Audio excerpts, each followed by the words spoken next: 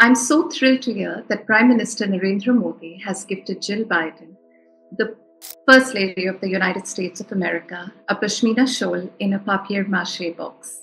So much nicer than the boy toy he gifted President Joe Biden. My joy is courtesy a too-short trip to Srinagar that I returned from recently, and I am in love with all things Kashmiri. But mostly, I think that the significance of Pashmina needs to be understood, and I hope Mr. Modi knows of this too.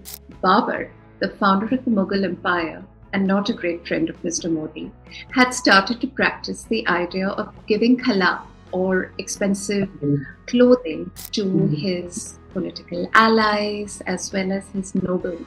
He obviously understood the importance of fashion or fine clothing, as his robes comprised turbans, coat, jama shirts, fitted vests, shawls, and scarves, all made from the finest cloth and embroidered with very fine gold, or zardozi as we understand it today. By the time his grandson Akbar took over, the shawls that were gifted were exclusively Pashmina. From then on, and well until the 20th century, the Safavid, Zand, as well as the Qajar emperors of Iran were also gifted Pashmina shawls. The Pashmina needs very little introduction to the world. It is India's finest export, even though we produce very little of it. China manufactures 70% of the world's Pashmina.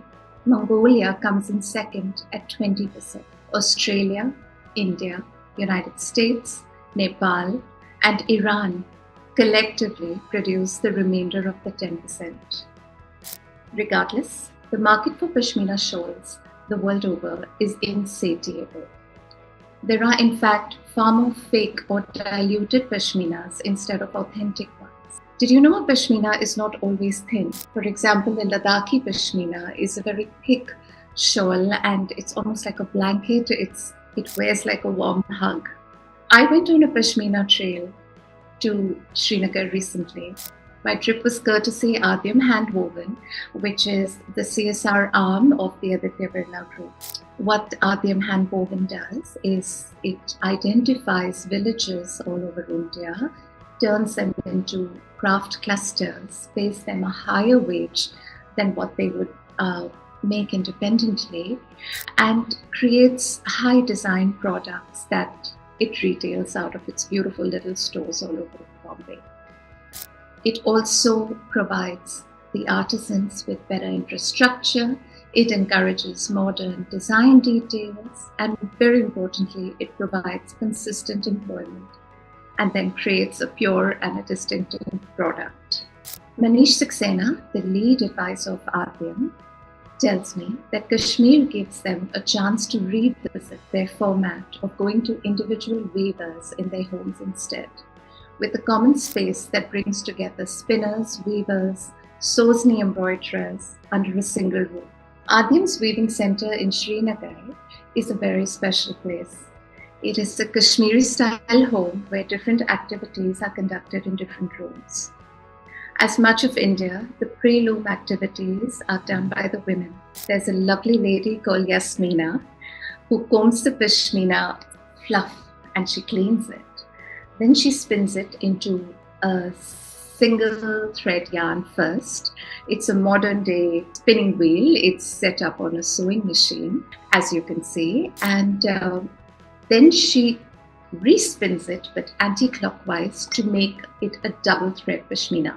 This yarn is then warped outside in a garden. It is stretched across iron rods just dug into the mud. Then comes in the wefting, which is done by men on a loom, and this is the main part of weaving. You know, Kashmiri Kani shawls. Kani really means an extra colored weft that is added into the weft during weaving, and this is done by hand, as you can see in this picture. Then it's back to the ladies at Adyam, Manzar, Shahina, and their girl gang. They work by daylight. They tell me they don't like to work under a tube light, and they make the finest embroideries. These are single thread colored resham work that they do on the shawls, and it's called sausni. It's a specialty of Kashmir, and it's so fine, it looks like a painting. I think there's no other luxury product in the world more special than this.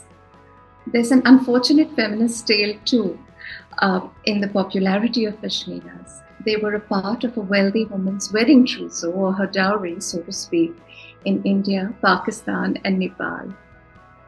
Since women at the time were not permitted to inherit land, they would be gifted expensive jewelry and expensive clothing, expensive luxuries. But to see women reclaim their one-time dowry as a source of livelihood is a delicious irony.